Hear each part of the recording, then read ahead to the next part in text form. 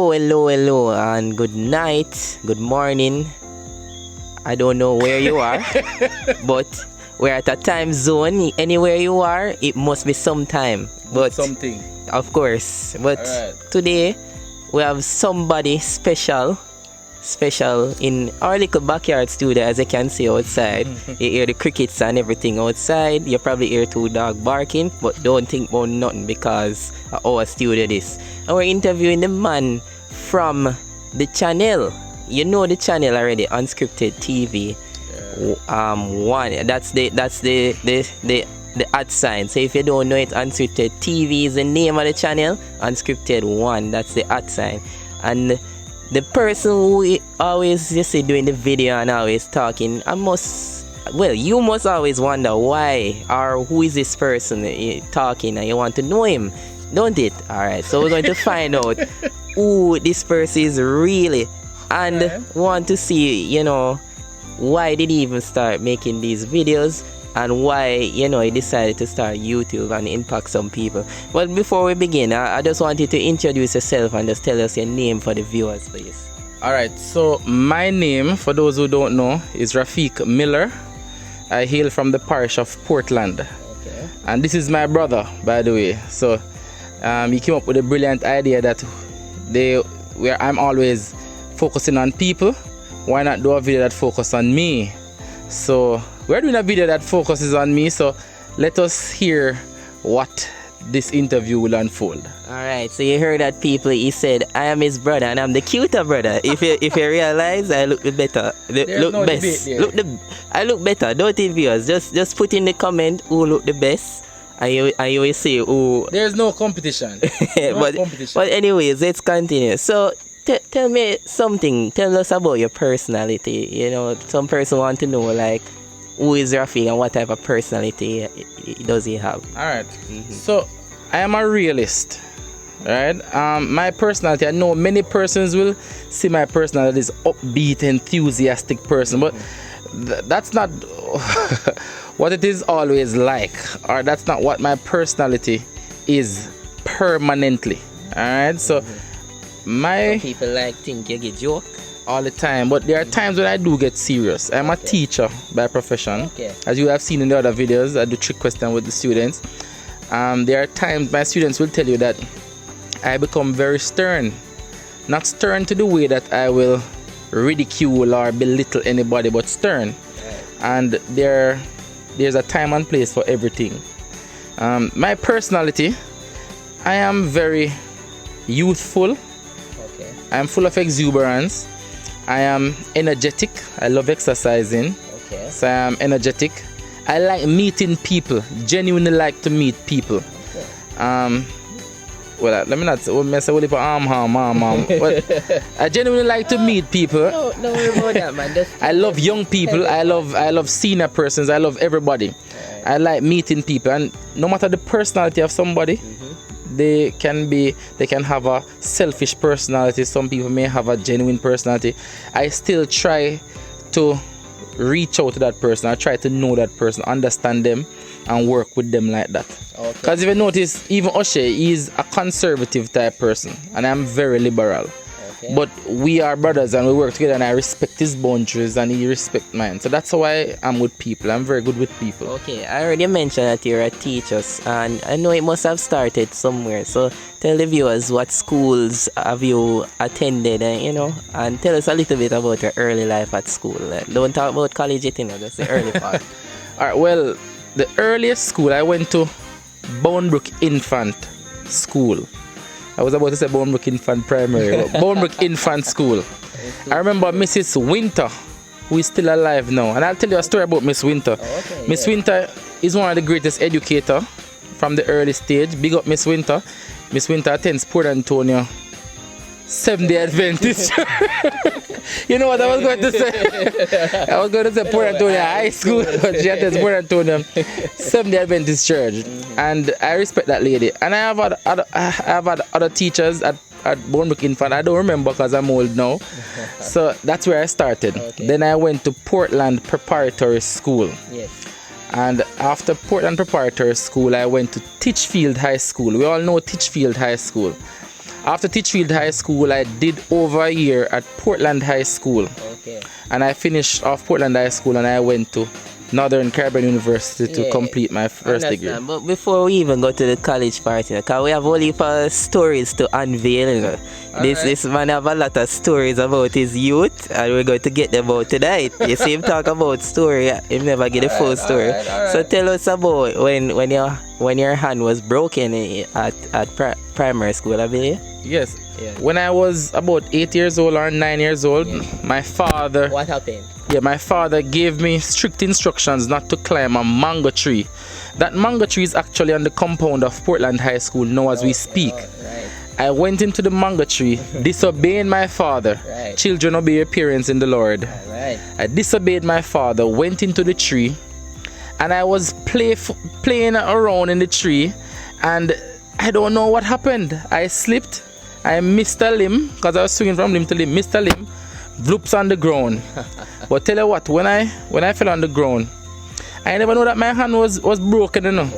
So I got up and I was walking around normal until one of my friends said to me, "You see your hand broke? Look at your hand." When I saw my hand, this hand right here, I was frightened. Yeah, I was shocked.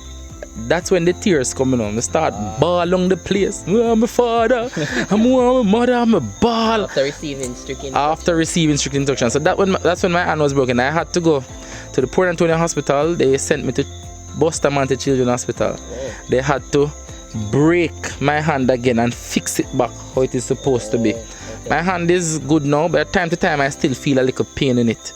But I think it's fully recovered. So that's the first life lesson that I've learned, to be obedient. Okay, and I'm glad you touched on some of the topics there. You said about your father giving you strict instruction not to go in the tree. Yes. So now I am curious, and the viewers are curious as to what type of child you were at the school. You talk about when you give trouble, but what to hear the rest of it? What type of child were you at school?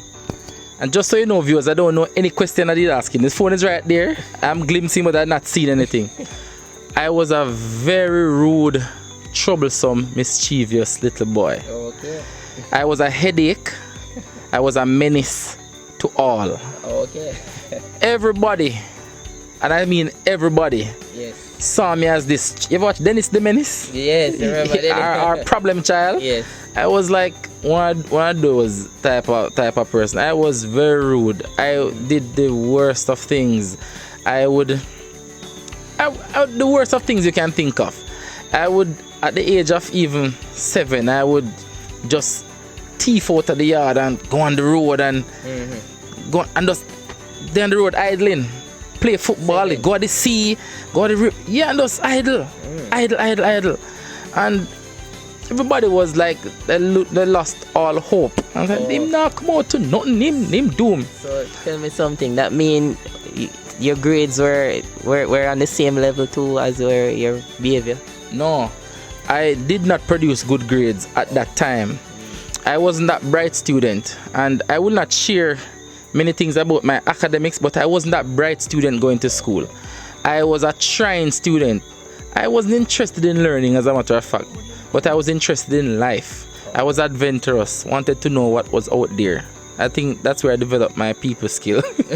Okay, that's why I wanted to ask this question, because you know some of the persons watching want to know the development of how you transition from a troublesome child, and maybe even can offer hope to somebody out there who even have children and they are giving a lot of trouble on how to deal with them. But still, before we get to that and everything, tell us, you know, in high school, you were talking a little bit about you were troublesome and everything. So did you participate in any illicit activity, like, you know, alcohol, drugs, or anything like that? Mercy. And how, if you know a child right now, or if somebody knows somebody going through that, how can you help them? If you can. All right. So when I was in high school, I used to follow some of my friends and smoke here and there and drink here and there. I know most persons pass through that, but thanks be to God, I did not stay in that phase. I moved. Not everybody is privileged enough to move from that phase. I have friends now who I used to smoke with them in high school, and I can tell you I know of one right now who is not 100% conscious or stable. Right? I wouldn't say he's mad, but he's not in the normal mindset. Right. You understand? What can you do? Yes. I am not trained in the area of what I would call addiction, or how persons can move away from addiction. But most times people do that because they are stressed, and it's like they find a little bit of relief in the smoking and the drinking for that moment. So we just have to pray, find a professional, and recommend them so that they can relieve them from that addiction. Okay, that's very good, and very good answers there so far. So now let's transition now when you move from high school. Well, yes, to high school, and then you went back to Portland High, you said, right? Yes. And then you did 1 year. And well, tell us about that year before we even go to university. Teachfield? Why you moved from Teachfield to Portland High. So yeah. Well, I wasn't doing well academically, any at all. Poor. I used to get some scores. Cash pot was, I don't remember if cash pot was in those days, but some scores might be lower than cash pot.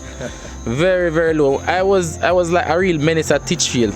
Remember even one story when all the girls were touching up the guys in the private part, and I run go tell the teacher them, and them said, move from yourself. If you make the girl do that, yo, chichi man, and a lot of them some there, and me just take it, and then time me take it too hard, and I said, me nah go back over to school. At one point, I said, I kill myself. Yeah, that's how serious bullying is, people.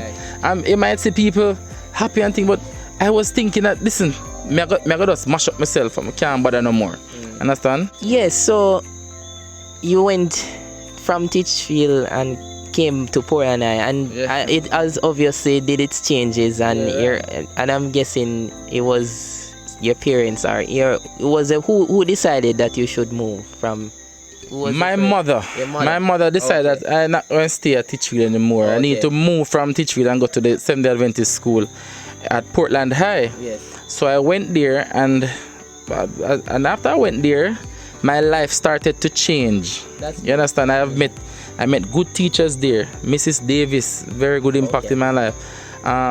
Mr. Phillips played a significant role in my life also. And many other teachers, which if I start naming people now, I'm not going to start naming people. Right, and you move right along from Portland High. And then you went to the great NCU. Most persons say it's a great school.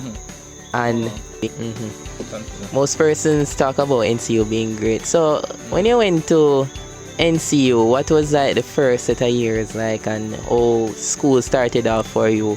What type of things did you do? Tell us about when you went to NCU.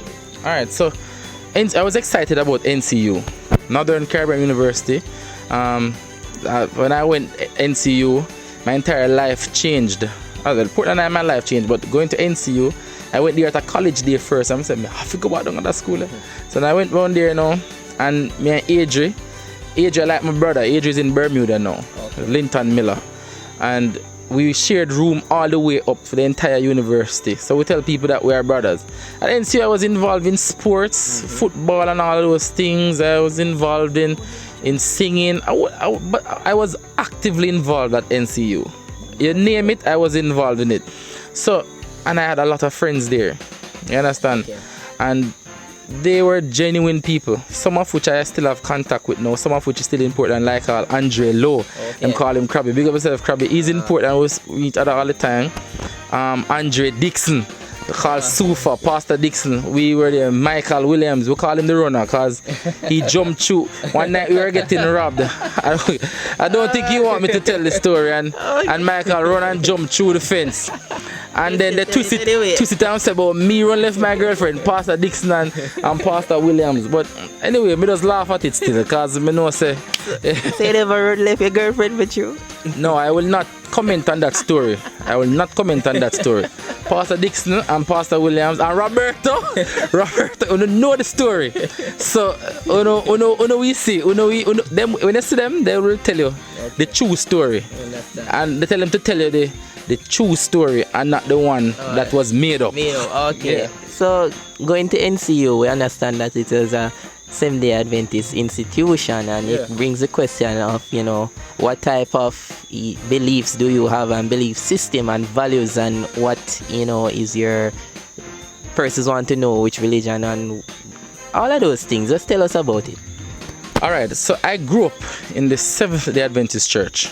I am a member of the Boundbrook Seventh-day Adventist Church, and while I still go there, Boundbrook Church, but in my younger years at Boundbrook, there are some persons who played significant roles in my life, to made me who I am today, the school and church, like Mr. Kevin Laban. Boy, Mr. Laban played that man is a role model. He's one of them. He has played an indelible mark in my life. Right. So he has done great things. He has brought us on camps. He trained us in pathfinding, church leadership. He was very well at motivating and pushing us to do our best. Every Sabbath he would say, "Hey Rafik, do the welcome, do the prayer." So I developed a love for public speaking and to tell a story very well because of Kevin Laban. He's a police officer, and we still keep the link. I'm wanted to say that every single time, Brother Laban, I call him Brother Laban for his sake. Okay. Every time, I think I am his favorite youth. Okay. Every time, I mean for bust a secret, every time Mr. Laban will go to foreign or go anywhere and come back, say, I have a little package for you, and the package I might bring back are nothing cheap. And some expensive stuff, massive for me. Yeah. Even since I am adult working, the man anytime him go, he will come back and he will give me shoes, clothes, some expensive. Me not talk about no riffraff for people that go and get no yard sale, Calvin Klein, Nike, Adidas, some expensive stuff will work long. So me big up Mr. Lamani. He has helped me to be who I am too. Big up Mr. Williams. My father was involved there. Kevin Shelton, he's my cousin, our cousin. Right. He helped to develop my singing skills, and we used to sing in our group called Sounds in Harmony. Right. With me, Dermy, Ainsley Allardyce, Nardia Williams, Terry Dyer. We used to go all over the island, go sing and them stuff. And that's where I developed my love for a cappella singing and church music. So church was very instrumental. I was just going to touch on the point of your talents and everything, and you started to talk about it. Before we get there though, I just want to know, have you ever preached in church before? I just want to, what was that experience like?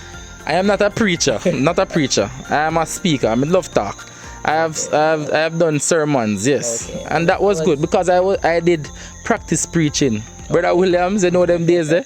We do practice preaching and we develop that skill there. And we preach. Okay. We do sermons, not preach. We do sermons. Okay, because that there is a difference when you preach and give sermon, and some persons go up there and talk. So you are the person that go up there and talk rather than preaching a loud sermon. That is it. Understand. And I hear you mention Pastor Dixon, who is a very good preacher himself. Yes. And definitely he would have some influence in that regard as well. Pastor Dixon is my favorite preacher. Is your favorite? Now. Yeah, right now. Yeah, we can. And personally, I think Pastor Dixon is the best speaker in Northeast Jamaica Conference right now as we speak. So I know there are many pastors who look here, I don't know what to come talk about. Pastor Dixon is the best speaker for me. That's my opinion in Northeast Jamaica Conference. Right. They have some pastors don't preach, Yeah. Some pastors do sermons. Well, they can, but Pastor Dixon, just preach on the pulpit, but then preach them lifestyle. Right. Very, very good. And Pastor William, never hear him preach it, but me hear him good. Okay, understandable. Pastor Hamilton was good too, but him leave. Understandable. And I mean, everybody have to do what they have to do. But moving on now, you mentioned that you have a way with words. And so most person now would want to have this question on their mind now. And so tell us about your love life. How that was, from high school coming up. All right, so we know God is love. And he that worship him in spirit and in truth. So my love life is one that is at the forefront of my life. I will know once we express the agape love. Oh, no. But I think you're not getting the point of my question. I wasn't talking about that type of love. I was talking about love, you know. I don't remember the Greek word for it, but it has to. No, it's not agape. Which one? More like erotic. Well, you know what I mean, and that love we're talking about girlfriend and those things. So tell us about the girlfriends. Yeah, you know. Well, were you a girls man? Girls man? Or AKA Gallus. Why you set me up on camera now? I was like a normal boy growing up. A normal boy. I spoke to I got girls who were my sure that's what the viewers have to say. Viewers, if you know, you know. But I was somebody who respect people boundaries and people decisions. I have had a few relationships. Relationships that have taught me and have trained me into who I am as to how to deal with love and conflicts and problems like that. And no relationship is perfect. And we have to understand that every good relationship, to have a good relationship, you must put God at the forefront. Whether it be a love relationship, whether it be a platonic relationship, or whether it be just a relationship of acquaintance. Once you have a level of authenticity and you have God at the forefront of your mind, good intentions, that relationships will be a productive and successful one. So my relationships have been good, some have been bad, which I think I should improve on the bad. But what I can say is that I go into every relationship, not just love relationship, friendships too, with a pure heart and pure mind and pure intentions. Right? People may say I exaggerate, and I know I exaggerate, and I know I'll tell some lies here and there, and people know and I'm saying, but I have a pure heart, genuine person, and if I'm in a friendship, I put my all into it, or a relationship, put my all. Alright, you know why I'm laughing in my head? Because you heard that answer in your viewers. That answer is from, you see how it is generally, you don't want to go into the specifics of all the girls that you would have talked to, or being a gallus or a girls man. I'm trying to contain the laugh here, viewers, but you know, alright. Do you have a number for the amount of girls you have had a relationship with? I don't remember. I am old. I don't remember all these details. Eh? So you can go to the next question. Here's one now. You must probably remember this. Have you ever had a STD scare? Or HIV? Oh, okay. I have always been that secure person, safe person, somebody who take very good precaution. Right. Understand. Alright, so you see him jumping in the question very well. He can do well in a job interview and all of these other interviews. CVM need to come book him on TVJ, Smile Jamaica. Just watch this video and just book an interview with him. You see him have good way with words, viewers. So tell us now about your first job and what was that experience like? Alright, I have worked on contract basis in several institutions, but my first, let's go to my profession of teaching. My first teaching engagement, first formal teaching engagement was Portland High School. And that's I say thanks to Dr. Doreen Morrison, who introduced me to that profession. Because of her, and as a matter of fact, when she came to me, I was doubtful. I know, man, I can't bother with them still pitting there. You see me? I was very, very young when I started. And I did it.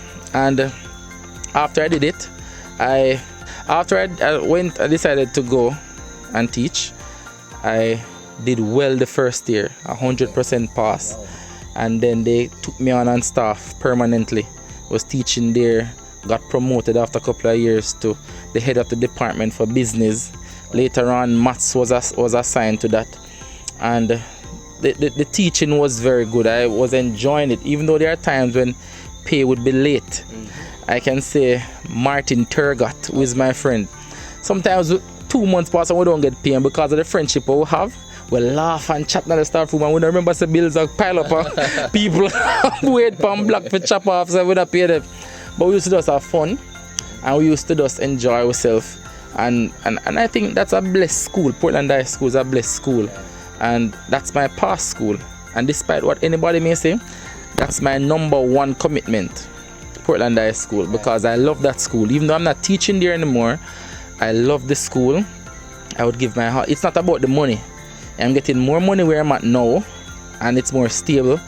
But the love that I have for the school, and I still believe that the school can surpass the challenges that it is experiencing now to where it wants to be. And then I left there, and I'm now teaching at Port Antonio High School. And I'm enjoying it there. The students are great, the staff members are great, and the principal, Mr. Graham, the boss, that man. And I want to say big up to all of them down there. Miss Williams, Miss Williams as a star. Yeah, but I'm not calling no more name. I'm not calling no more name. So big run out of, you understand, Miss Grant and Miss Bennett. I'm not calling no more name. But and then I have to mention Max, Mr. Anderson, and Mr. Clark and Mr. Miller. I'm a teammate them. Them are like my close circle. And you know, I am enjoying myself in where I'm at now in my career. And I see myself not just teaching here, but to impact greater persons. I like to move, I like to engage, I like to interact. So I see myself impacting on a wider scale in the future also. So that's where I've worked with Heart Trust and several institutions around Port Antonio, different other parishes. But my passion now is teaching, and that's where my profession is. Okay, so your experience and wealth of knowledge from teaching must be very vast, given the amount of years of experience that you would have had teaching and the various institutions that you have impacted. And that is great. So that would lead me into my next question, where to talk a little bit about your involvement in the community. Your involvement in the community. Tell us about that. Yes. How are you involved in the community? All right. So I am involved in a couple of community-based clubs. For example, recently I served as the DAC president for Port Antonio. Okay. All right. And also I served as assistant treasurer in the CDC. We have done many community projects, and we have done even in the lockdown. In the lockdown, I can say that the IBI from the Governor General's from office for Port Antonio, I believe initiative, we went and we fed the homeless persons in the streets during the lockdown when the curfew, and we went and we feed them, and we ensured that they were satisfied and they were good. Anna K. Rogers, Ryan Bailey, Justice Miller, and yeah, we went out and we ensured that these persons were fed, and they were given food, and they were given all the comfort, and we tried to tend to all that we could during those times. And other things too, you know, because we are also involved in the sporting by the pavilion. Okay. So the pavilion, the CDC is responsible for the pavilion. So to cut in the field and ensure that, and I do MCing. I MC at different functions like the farmers market, different banquets, weddings, and all those, the funeral, and them stuff. I also serve the community as a justice of the peace. All right. But they said it's not the parish again. So the island of Jamaica as a justice of the peace. My custos, I think we have the best custos in Portland. Okay. Custos Lincoln Taxter, Custos Rotolorum. Not many persons can say that word. Custos Rotolorum. Rotolorum? Yes, Lincoln Taxter. So I said that I think he's the best custos. And I am JP. Recently, a couple of years ago, I got the Governor General's Achievement Awards for Excellence. Okay. For leadership and something else. So before we get into those, so tell us about, you know, how you got those that award, the Governor General's Achievement Award, and how you became a JP. I believe it was at the time the youngest JP in the parish of Portland. Right? That's one of the youngest. Yeah. Tell us. One of the youngest, maybe. All right. So I was actively involved, and persons in the church, and because when we're in the church, I'm still in the church. We do many impacts in the church, and we do a lot of mentorship programs, and As a matter of fact, every Sunday when I was at Portland High School, every Sunday I would offer to the community free CXC classes. Okay. Right. Don't pay any money at all. So those who can't afford a class, they could come, do their subjects and get enrolled at university. And there were many subjects that I was teaching at the time. Accounts, POB, office admin, EDPM, economics, and the list goes on and on and on. Alright? So, and I would help them with SBAs and stuff like that. So that along with many other things, and persons in the community would have seen the work and say, listen, why are you a JP? We have to recommend you, and persons recommended me, and the rest is history. Okay.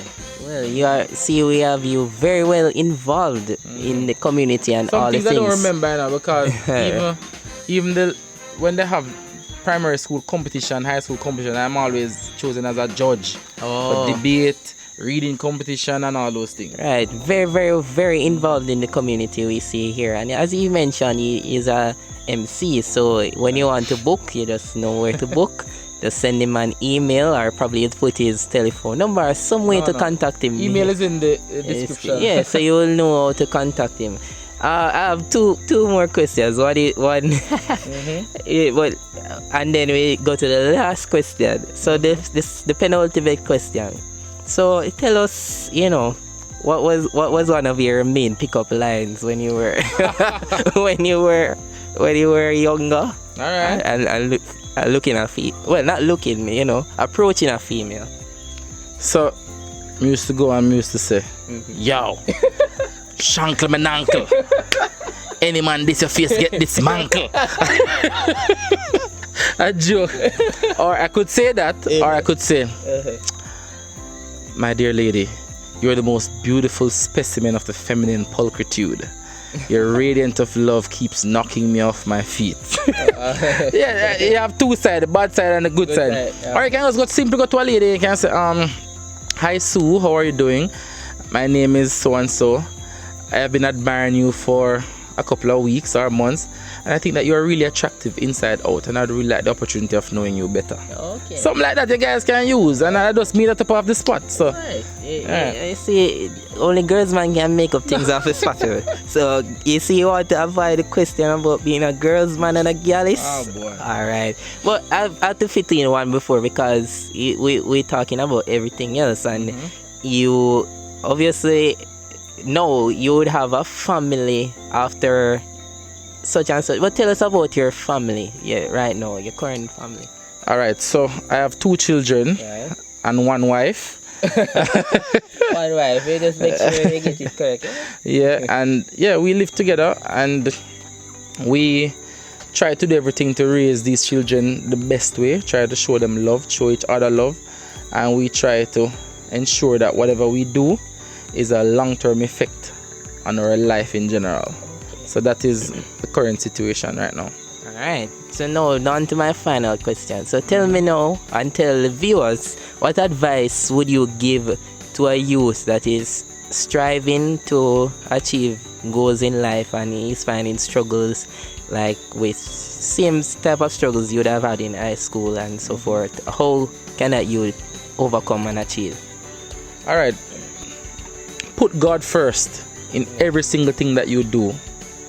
Put God first in every single thing that you do. That's a genuine advice. Okay. Be genuine. You have to be authentic about what you're doing.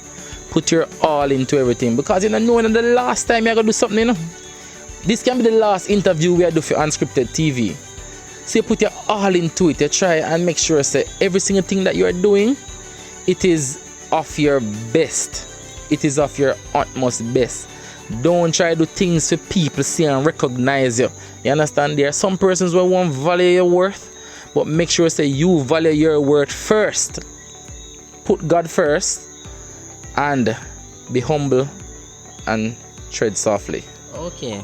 That's a very well put together answer, and I must say that this was a very exciting interview, because there are a lot of things that were uncovered that persons wanted to know. Although you didn't go through some of them because you were probably hiding. But talk to me off camera about them people. Right, so you know where to just contact him if you really want to know the rest of the details, and we are going to sign off now. Thank you very much for watching Unscripted TV, and you know where to find us. Follow us on all social media. The reason why I started? Yes. Let me squeeze that in. Yes. Well, I started Unscripted TV. My mother encouraged me to start a YouTube channel. And I said, you know, I'm going to do it, and I'm going to just do it to make people see the fun that I'm having and engage everybody. So I'm not a professional videographer or anything like that. So we just do it for the fun. Just for the fun people. That's why I name Unscripted. That's why I name Unscripted. We just do it for the fun. We don't have nothing planned. I first, he might come with script. And the channel name Unscripted, he might come with script. But I think I first scripted program this. I don't know, I never done that before. But I am not scripted. I am talking out of my head. So whoever name me call, whatever I miss, wanna forgive me. I am getting old. Just know some love all I know. Big up on a good, clean, nice body self. God bless you, heart, kidney, and lungs, and liver, and every part of the body. Big up on yourself. And remember to subscribe. I forgot I'm not the host, but you see him take over everything because he thinks he has to be the host every time. But anyways, thank you for watching, and make sure you watch all of the video them. Just watch everything come straight up to now. And subscribe. Soon. Yeah, soon. Just I always see me. Alright. So take care everybody. Alright. Sign out.